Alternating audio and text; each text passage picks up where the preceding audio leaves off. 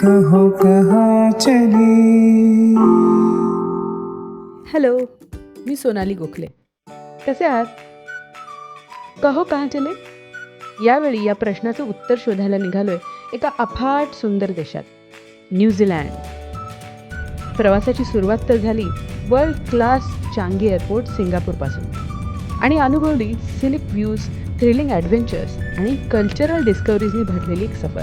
या ट्रीपमध्ये अनुभवले breathtaking landscapes, best food spots आणि मस्ट विजिट प्लेसेस आणि काही हिडन जेम्स जे प्रत्येकाने अनुभवायला हवे. जर तुम्ही शोधात असाल perfect group travel destination, relaxing vacation किंवा अनफर्गेटेबल रोड ट्रिप एक्सपिरियन्सेसच्या, तर ही सिरीज तुमच्यासाठीच आहे.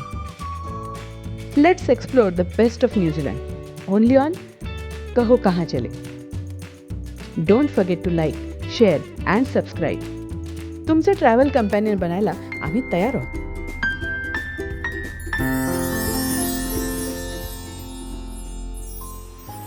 अशी काही ठिकाणं असतात की तिथे आपण स्वप्नात आहोत की सत्यात हेच कळेन असं होतं. जिथे निसर्ग एक जादूगार असतो, तो डोळ्यांना सुखावतो, मन आनंदाने भरून टाकतो. चला तर मग माझ्यासोबत अनुभवा एका अशाच स्वप्नवत प्रवासाची कहाणी. किओरा, न्यूझीलँड. गेली 2 वर्ष न्यूझीलंडचा ध्यास लागला होता. पण खरं सांगू का, परदेशात कुठेही जायचं म्हणजे कुठे राहायचं, काय खायचं, काय काय बघायचं याच्या मायक्रो प्लॅनिंगशिवाय पर्यायच नसतो. यासाठी आमच्या एका मित्राने झपाटून जाऊन रात्रंदिवस खपून सगळं व्यवस्थित आखलं. अगदी ब्लू प्रिंटच, टॉप क्लास प्लॅनिंग झालं. आमचा 26 जणांचा भन्नाट ग्रुप न्यूझीलंड पादाक्रांत करायला जय्यत तयार झाला.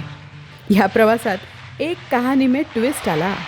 न्यूझीलंडच्या ख्राईस्ट चर्चला पोचायच्या आधी सिंगापूरच्या चांगी विमानतळावर तब्बल 11 तासांचा लेओव्हर. पण आधीच उल्हास, त्यात वसंत मास. आम्हाला बोनसच मिळाला की जगातल्या सगळ्यात उत्तम एअरपोर्टपैकी चांगी इतकं सुरेख आणि हॅपनिंग आहे की हा वेळ कसा संपला हे आम्हाला कळलं देखील नाही. Butterfly garden, cactus garden, canopy park, mirror maze, forest valley, काय काय सांगू. ज्वेल व्होर्टेक्सला जगातला सगळ्यात उंच इंडोर धबधबा बघून काय बाई सांगू, कसं ग सांगू असं झालं मला. सिंगापूरला तुमचा थांबा 5.5 तासांपेक्षा जास्त असेल तर तुम्हाला फुकटात सिंगापूर सिटी टूर करता येते. पण आमची ही संधी थोडक्यात चुकली. पण तुम्ही चुकवू नका. इथे चांगी एअरपोर्टच्या फुकट सिंगापूर सिटी टूरची लिंक डिस्क्रिप्शनमध्ये रेडीमेड दिलेली आहे. प्रचंड लांबच्या प्रवासानंतर, विशेषतः आपण दुसऱ्या टाईम झोनमध्ये गेल्यावर जेटलॅगचा बागुलबुवा मानेवर असतोच. तो टाळण्यासाठी आमच्या पोतडीत एक रामबाण उपाय आहे. ख्राईस्ट चर्चच्या रात्रीच्या गुड नाईटच्या वेळेच्या आधी सुमारे 12 तास मोठी म्हणजे 5-6 तासांची झोप घ्यायचं आम्ही टाळलं. ख्राईस्ट चर्चला पोचल्यावर रात्री सलग झोप झाल्यावर न्यूझीलंडसाठी आम्ही ताजे तवाने. जेटलॅग की ऐसी की तैसी. न्यूझीलंडच्या पहिल्या दर्शनाचं लव ॲट फर्स्ट साईट प्रेम जडलं माझं. स्वच्छ, सुंदर, सुखद गारवा, निसर्गाची मुक्त हस्ते उधळण.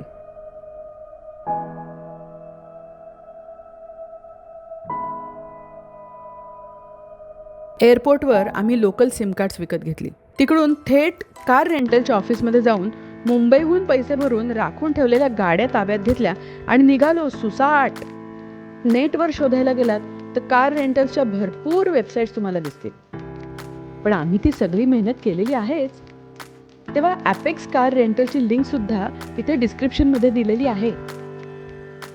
न्यूझीलंडसारखा कॅनव्हास, सेल्फ डिव्हन टूर, गाडीत गप्पा आणि भेंड्यांचा असा फड जमला. ये लाईफ आहे बॉस.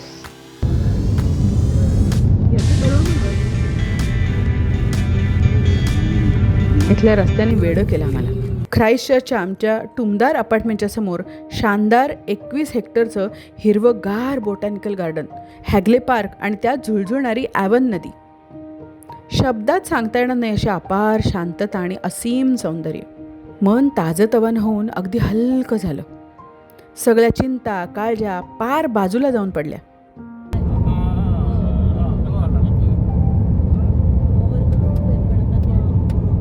क्रिकेट प्रेमींसाठी खास माहिती, सर रिचर्ड हॅडली यांचं हे गाव. इथे पार्कमध्येच त्यांची क्रिकेट अकॅडमीसुद्धा आहे.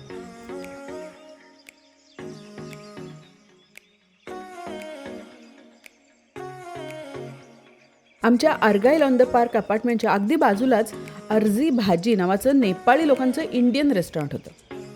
इतके कस्टमर एकदम आत शिरलेले बघून मालकाला हर्षवायू व्हायचंच राहिला होता. 10-15 मिनिटात आम्ही गरमागरम दाल मखनी, बटर चिकन, छोले आणि रोटीवर जमके हात मारला. वर भरल्या पोटी अन्नदाता सुखी भव असे पोटभर आशीर्वाद दिले मालकाला. कैकोराचा आमचा न्यूझीलंडमधला गाडीचा पहिला प्रवास निव्वळ अद्भुत, सुंदर, गुळगुळीत, खड्डा नसलेले रस्ते, लांब क्षितिजापर्यंत टेकलेलं निळं आकाश, शुभ्र ढग आणि बाजूनी आमच्या बरोबर धावणारी हिरवीगार झाडी. क्षणोक्षणी वाह असं म्हटल्याशिवाय राहवतच नव्हतं.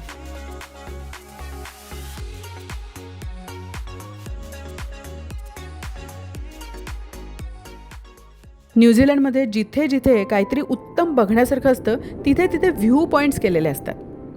हे व्ह्यू पॉईंट्स म्हणजे साक्षात भूलोकीवरचा स्वर्ग. वाटेत अशाच एका व्ह्यू पॉईंटवर असं वाटलं की निसर्ग काहीही न बोलता आपल्याशी संवाद साधतोय. आकाशाचा आणि पाण्याचा निळा रंग, दोन्ही किती वेगळे तरी किती सारखे. अथांग निळ्या रंगाला वाळूची आणि राखाडी खडकांची किनार, हिरव्या पिवळ्या गवताचे काठ, वाऱ्यावर भिरभिरणारे पांढरे सिगल पक्षी. केवढं सौंदर्य.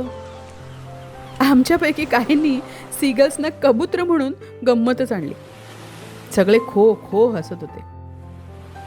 हा सगळा अनुभव खरोखरीच अविस्मरणीय होता. आमच्यासाठी आयुष्यभर न्यूझीलंडचा अनुभव एक आठवण म्हणून नेहमी बरोबर राहील.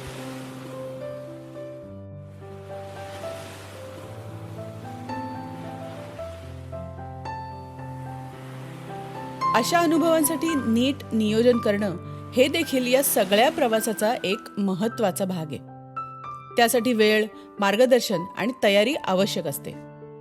वेल्थ रेस टू एन हेच सांगतंय, प्रवास करा, वेगवेगळे अनुभव घ्या, फिरते व्हा. काय मंडळी, भारी आहे ना? न्यूझीलंडला यावंसं वाटतंय? तर चला माझ्याबरोबर, बघत राहा, अनुभवत राहा नितांत सुंदर न्यूझीलंड माझ्यासोबत माझ्या प्रत्येक एपिसोडमध्ये. त्यासाठी आमच्या चॅनेलला सबस्क्राईब करा, लाईक आणि शेअर सुद्धा.